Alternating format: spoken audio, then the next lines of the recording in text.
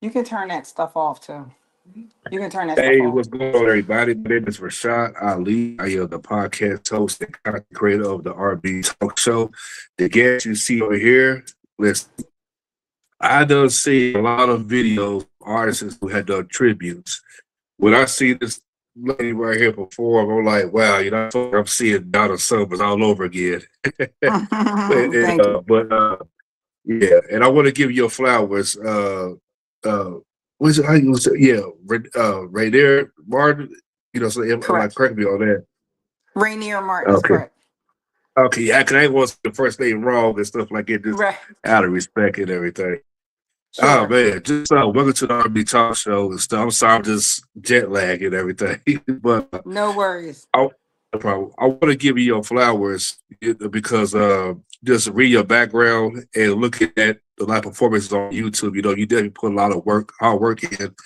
Pay homage to the Summers, and doing a tribute charge. They see the final result of it on stage, but I'm pretty sure it just takes a lot of dedication and everything to prepare yourself each time you go on stage. You know what I'm saying? Yes, it does. It takes a lot of work. It does. Most definitely. But I want to, so like before I get to your upbringing, your history, and everything, Mhm. what inspired you to want to become, to pay homage to Donna Summer? Well, I always sounded like Donna Summer. The first 45 that my mother bought me was on the radio, and I listened to that as a child over and over again. And I was just blessed to have a tone that was so close to Donna's. And from that record is what really started my career later, much later down the line. But on the radio is the song that got it started for me. Yeah, yeah, yeah. Because when I heard the record, I was like, I can't even tell the difference, between you and Donna.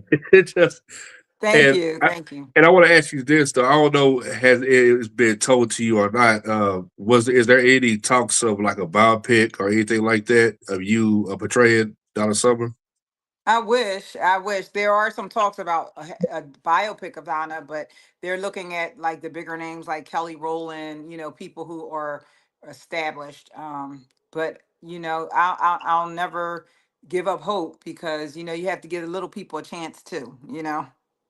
Exactly. Exactly. Especially you put so much work and effort. I mean, it's like when I look at you, you put, like the makeup and the wig and everything. I'm like, man, that's Donna Summer right there. You know what I'm saying? Thank you, thank you. And you know how it goes. With politics in this business is always something and Yes, everything. So, yes, yes.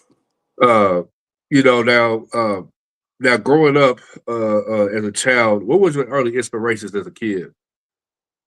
Well, when I talk to family and friends that I've been with through my life, they always say that I always said from like a little girl, 2 or 3 years old, that I wanted to be a singer. I don't remember, obviously that far back, but I do remember more in my teens and in my 20s where I really tried to make it and I was trying to get a music contract. But from what I understand, from the time I could talk, they say that I wanted to be a singer. Yeah. Yeah. It so by the time you got like 18 years old, what was your mindset at? Like okay, do you want to pursue music or you have like other, inspiring situations that you want to get into by that time? No, I wanted to sing. I wanted to sing, and I just did not have the right connections. I talked to people, but it just seemed like I wasn't meeting or bumping into the right people at the right time. So by the Yeah. time I hit my early 20s, I was kind of I had enough. It was just so much Yeah. rejection. So when I hit my early 20s, I decided maybe it's not in God's cards for me to sing. So at that point, I settled down, well, later in my 20s, but I stopped singing in my early 20s because I just got tired of the rejection. And I just said, well, maybe it's just not in the cards for me to sing. So then I entered into the world of finance and I was doing that for several years. And after not I gave up singing for 20 years and then I caught a break actually when I turned 42. And that's when I actually Well, started singing professionally at the age of 42 after I had already given up on the hopes of ever, doing that for a living. yeah. I can imagine, time went by, you thought to yourself, you know what, let me see if I can get one more shot now, you know what I'm saying? And Hmm. everything. So I could just imagine what's kind of right in your mind, but like, you know what? Hey, it's now or never. You know what I'm saying? I'm gonna say I'm That's gonna do right. this, I'm gonna do it now. That's And right. That's everything. right. That's right. Uh Now correct me on this. Did you perform on Showtime Apollo? I did. I did. And right before I stopped singing in my early 20s, I went and I did really well. I didn't win, but at the end of my song, I got a standing ovation. So that was a blessing. That's something I'll never forget. I guess that was my first 15 minutes of fame, if you want to say. After I, performed there, a bunch of my girlfriends had come to see the show, and we walked a couple blocks down to Sylvia's, and all these people in Harlem were noticing me on the stage. They were like, "Weren't you just on Apollo? Weren't you?" So I didn't win, but I did get a standing ovation at the end. I can imagine, especially, being that tough crowd, especially in Harlem, and one thing about watching Showtime Apollo, people are so critical and judgmental. It's like no Yes, matter how good you sound, you can say the beginning of one note, they just ready to get right. you off the stage and stuff. How nervous were Yep. you, for that crowd, as far as like, back then? What's that? I said, how nervous were you, coming Oh, to this crazy. situation in front of the Apollo? Crazy nervous because, like you said, some people come there just to boo. And on this particular show, they had these two white guys perform before me, um, who decided to do an original song that nobody knew.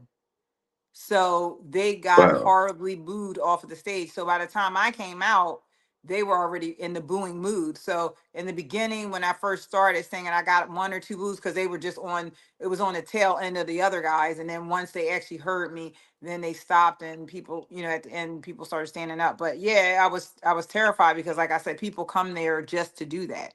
So yeah, and I had it rougher than most because I was right in back of an act that they booed, so they were just ready to do it. But I somehow, turned them around and ended up getting a standing ovation at the end.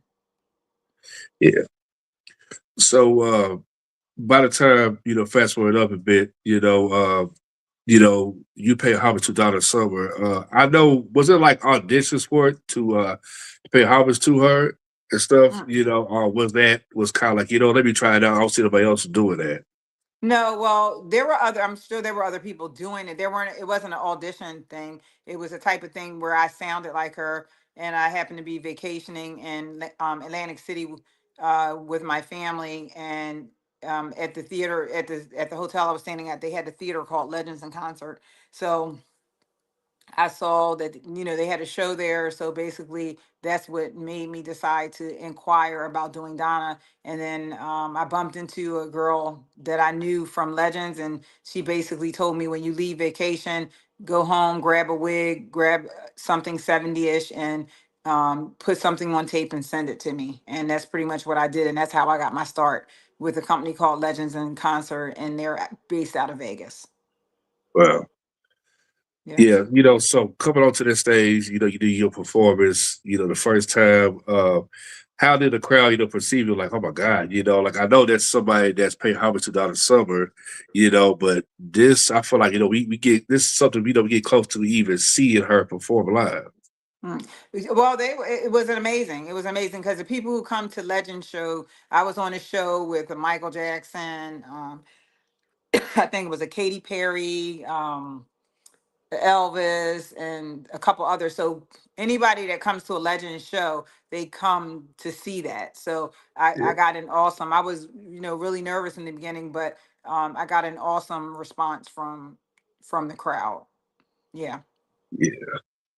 For that, to go on, when did you get a call about, hey, let's see if we can take this on the road and, travel all around the world with it? Well, after my run with Legends is when I started to I formed my own band. And then word of mouth got out that I was doing what I was doing, and pretty much that's how I got my start. I booked my own I put together my own band, and then it just took off from there. And then once it was established that I had my own band, then a couple years later, then that's when it started taking off, and I was getting offers from all over the world. So it was a progression, but it picked up once was on my own, once I left the Legend show, and I decided to put a band together. Yeah. The song "Hot Stuff," was played like in a casino, like a slot or something like Yes. that, if I'm corrected. Yes, Yeah. I got an offer to do from a company that was doing a slot machine. They were creating a new slot machine, and the slot machine is called Hot Stuff Wicked Wheel. And I had a call from a guy in California who had just come across my website, and he said he was actually getting ready to hold a audition, an open call the following day to find someone who sounded like Donna. And he came across me, and he pretty much just offered me the position. He's like, if you want to, explain to me what they were doing, and asked me if I was interested, and I told him yes. So I ended up going into a studio here in Philadelphia and recording what he sent me, and then sent it back. And probably less than 6 months later, the slot machine was debuting at the Las Vegas convention in Las Vegas. So it was amazing. Yep. Yeah. Oh man, I know you had a good time. I mean, I know you would have a good time. Like I know you was enjoying that, just sitting getting played, daily a lot and stuff like that. And Absolutely. yeah, that's what I say about Vegas. Some people think, "Oh, I got to make it to get to LA or New York or Georgia and stuff." Las Vegas definitely shows a lot of people love, especially you got to bring it, especially with talent. Right, So exactly. I can Exactly. imagine. Now you perform on stage with Evelyn Champagne King and so many others. What's it like to perform with legendary artists that you grew up listening to their music and stuff, and some that's you know just like, oh my god, I can't believe I'm like right, I'm on stage with them. Absolutely. The first time I was put on the bill, it was a bill on the bill with, several of those artists. It was amazing, because I'm like, these are some of the people that I grew up watching on Soul Train, and some of them have become dear friends, like the group Tavares. I love them. I've been performing with them, like meaning on the same show with them for years. There's France Jolie. I actually got to share the bill with the Jacksons. I do a cruise every year, and they were on the cruise as well. But So it's just so many people that I've gotten to be in the same space with, which I never thought I would. So it's a blessing, and it never gets old. Never gets old. yeah, I can only imagine, when you doing show to shows in different states and across the country and stuff. Do you have to like rotate songs? Because I know some fans have been like, well, "I like that song, but can you perform this record?" I can imagine it gets kind of hectic at times. It does, but it's a blessing. I take it all in stride, because easy come, easy go is the way I look at it. I'll always remain humble. It's easy. Well, it didn't come easy for me, but when it did come, it's not promised. So I just take all things in stride and always remain humble. Yeah. Did Donna Summer's family ever reach out to you and say thank you so much for honoring her, giving her and giving something to God, what's the word, like always staying on my mind, like I'm seeing you, like I'm seeing my sister, my mother, or something like that. Yeah, well, I got a chance to perform in Boston in 2014. They actually did a mural in her honor at her old high school in Dorchester High. So I was able to meet, several of her family members, because I got to perform there. So like I said, it's a blessing, and I don't take it. I take it in stride and don't take it for granted. So yes, yep. Absolutely and stuff. Yeah, I was looking at a video and stuff, and I thought to myself, I said, I wouldn't be surprised you might get called from her stage, say, "Hey, we want to shoot some videos and just pay homage to her." My favorite song is "This Time I Know It's Real." Oh wow. Okay. What's the other song? Because it's funny how people talk about like the late 70s, early 80s hits and stuff, Yes. but they never Yeah. talk about like her later songs in her career and stuff like that. I never. I mean, I Yes. get it, but people just, Yeah. I guess, because they focus too much on the Hot 100 Billboard charts. But I'm like, Yeah. she had a lot of number ones on the dance charts, and She has stuff. a So lot. She has so much music. It's not even funny. She has so much music, so much, and it's all yeah, amazing. Yeah. What's a set list of songs that you sing for? What's it like 10 or something like that, or five you sing on stage? Well, it depends on what type of show it is. If I do, people hire me from theaters, casinos, birthday parties, anniversary parties, clubs. So it depends. I do 10-minute sets up to a 90-minute set. So it just Uh, depends, what type of a party it is, or what type of an event it is. But yeah, my show I've done as little as 10 minutes to as much as 90 minutes shows. yeah, And those shows, my shows, and the songs in the shows are hot stuff, bad girls on the radio, last dance, she works hard for the money, this time yeah, I know it's for real. I mean, it's just a crazy, amazing, fun show.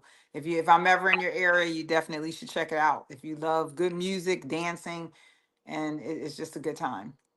yeah. I definitely will come. That's for sure and stuff. Um, you know, now you've been singing for a long time. How do you maintain your voice to stay, on point? um Drinking water, vitamins, and just taking care of myself. I've never been a smoker or a drinker. I may go get a martini or something at dinner, but I'm not a drinker. So pretty much just taking care of myself, drinking lots of water and taking vitamins, and just taking care of myself, trying to get my rest, and all of that boils down to one thing. So it takes a lot to do it, but you know, it's what I chose to do for a living. So I have to do it. Yeah. Did you or is it in the works of you doing like a Donna Summers or musical play? I'm sorry. That's it. Is it in the works, or just talks about you doing like a Donna Summer musical? Because I I would thought I love to might have do heard that. something like that. Yeah, I would love to. It's just getting those connections, and getting out there. I have several agents that I deal with, but if that ever came across the table, it's definitely something I would love to do. Yeah, because I was looking. I said, I mean, it's like I'm already envisioning. It's like I could see you, playing from her early beginnings, then like later her career and everything and stuff. And I was like, man, that'd be totally awesome and stuff. Because Thank I you. say this is my opinion. They ever do like a lifetime Cheetah Award performance at the Grammys, something like that, you definitely got to be on the bill. I That's would my hope honest God so. truth. And It's just the fact of the connections and who you know. But you know what? I'm gonna speak it into existence that before I die, that maybe I would be able to share in that on a huge stage one day. You yeah. know, Yeah, I hope that happens and stuff. I like to manifest some positivity because, hey, anything is possible absolutely, and stuff. absolutely, absolutely. I know you get asked this a whole lot. Hey, have you met Donna Summer? Or if Donna Summer was around, what would the conversation would have been like? Y'all sit at the table, y'all just talking. I could just only imagine, what that would be like. Well, unfortunately, I never got the chance to meet her, and I never got a chance to see her perform live. But if I had that opportunity to meet her, I would just, my conversation to her would just be hoping that she's happy in what I'm doing, if she's proud of what I'm doing, and the way that I'm showcasing her music, if she was happy, of my work. So that's probably what my conversation would be with her, just to see if she was proud or happy. Yeah. Yeah. Do you have music in a vault, like in the studio that you're gonna put out soon and stuff for 2026? Or you already got new music out, as far as like this year? No, I don't have any. I did some original music some years ago, but it's outdated now. But I've just been focusing on my shows. Not to say that it won't happen, but as of right now, I don't have any upcoming music. Yeah. Yeah, I would love for you all to come to like Louisville, Kentucky, and have like an I Love 70s disco show where it's like you, was it Casey the Sunshine Band? Hmm. Oh God, I'm trying to think who else, like the Porter Sylvester, sisters. Yeah, that Sylvester, yeah. Barry And White. it's It's a lot. Barry White, yeah, Barry White. Oh guys, there's so many Yeah. to even say and stuff and everything. I wasn't thinking about random people. I said, no, they didn't come out to the disc girl. That was like it was in the '80s, and stuff like Right. that. Right. Um, what motivates you every day? Whenever you perform on stage, what gives you that drive? Is it like through family, praying, or just you just like, hey, I'm on it. No, I pray before every show. I pray. My grandmother was a singer, and unfortunately, she wasn't here to see me sing on a professional level. So I always pray to God and pray to my grandmother and pray to Donna and just pray that I have a good show. I never feel like I have it in the bag. It's always a bunch of nerves before a show. So I am strong in my faith. So praying is the last thing I do before I go out on the stage. Because without God, I wouldn't be doing what I'm doing right now. So, Yeah, amen to that. And thank God for because I tell you, it's like you are so blessed and so many others, to cover artists for fans that never got a chance to be the artist, never got a chance to see the live perform on stage, and it gives them, it brings them that childhood memories or like even like young adult years. Like, man, I love this song, right, and I remember this particular time when I was going through something, she lifted me up and everything, and right, 'cause, when every time I think about a song, she works hard for the money. That was like letting guys know, say, hey, I could work too. So I'm independent. I don't need you. Saying like, right, who are you? right. Exactly, exactly. Yeah. She was like the anthem of all women and everything and stuff. And I don't think she gets the credit that she deserved. She know Mhm. about her as the queen of disco, but I mean, Yeah, she got substance, in her records. Saying that it's like I love the song, but when you hear the lyrics, like man, you're like I felt that where she's coming from at that particular time, absolutely, absolutely. and stuff. Um, Now, like you travel all over the world and stuff, and what else have you not done? I mean, what city you have not performed that you always want to perform at? Oh wow. I mean, that's a good question. I mean, I've gone a lot of places, but there's still a lot of like I don't do the South a lot, and I like to get Yeah, more in the South. Like I do Florida, but um I'm really looking to get out of the country more. Like I want to do Europe, Asia, Japan, all those places, a lot of places yeah. out of the country that I love to visit.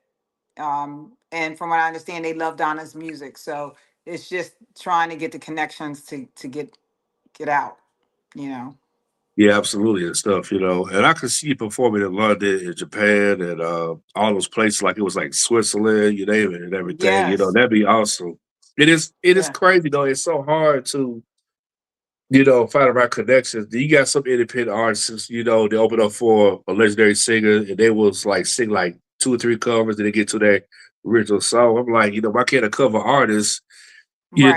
have a show for themselves. They gotta be with nobody else. You would think that would work and stuff, but I don't know. Right. It seems like it's a hit and miss Yeah, exactly. Exactly. and But everything. Yeah. I'll make it there. It's just a matter of time. Yeah, I was looking at my screen. I was like, I don't know why I'm glitchy and stuff, but okay, yeah, straight. But yeah, next month is Black Music Month, and whatever you think about pioneers like Donna Summer and some of your favorite artists, what kind of comes to mind? Donna Summer. I mean, like, she's first and foremost, but I mean, you have Phyllis Hyman, you have Ella Fitzgerald, like Lou Ross. I mean, it's endless. Black music is endless.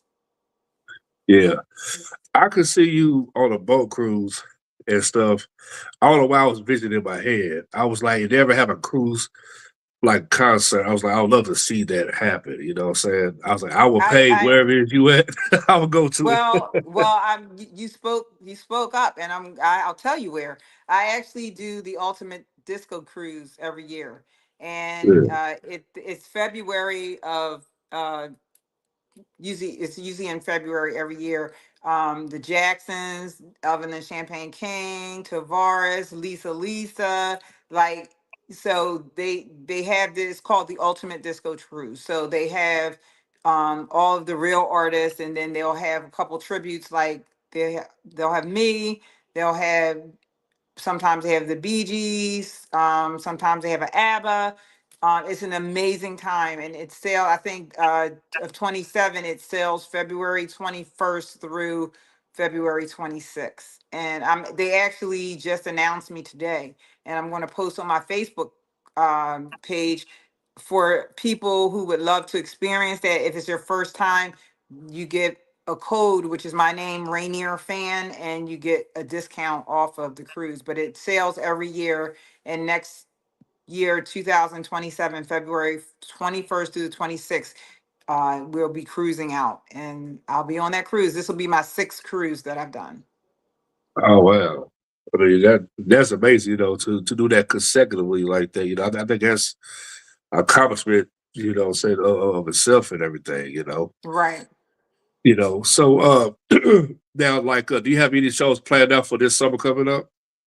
Yes, I have several shows. I'm going to give my website, but my next theater show is actually in Westchester, Pennsylvania, and it's on June 26th, and it's at the Uptown Theater. But my website for all my upcoming shows is the number 4everdonna.com. So that's 4everdonna.com. So it's forever.com, foreverdonna.com. So if you log on that show page, you just click on it and it hits shows, and it'll list all of my shows. But my next upcoming show is June 26th in Westchester, PA at the Uptown Theater. Oh wow, that's like 2 days after my birthday. Okay, where are you? You're in Kentucky, you said? Yeah, Louisville, Kentucky. Oh, that's too far. But yeah. But Yeah. I will Yeah. be coming outside. 'Cause I told PRV's Ventures, I said when I get an opportunity, I said I'm definitely gonna be traveling. So like check out, shows, say that's around her area or where I'm familiar with. Okay. Okay. Sounds great. Yes. Looking forward to it. So with that being said, thank you for taking the time coming on here. Big big shouts to your PR for setting this up. Big shouts to V's Ventures for negotiating this interview and stuff. And with that being said, stay safe and stay blessed. Thank you so much. Take We care. got it. All right.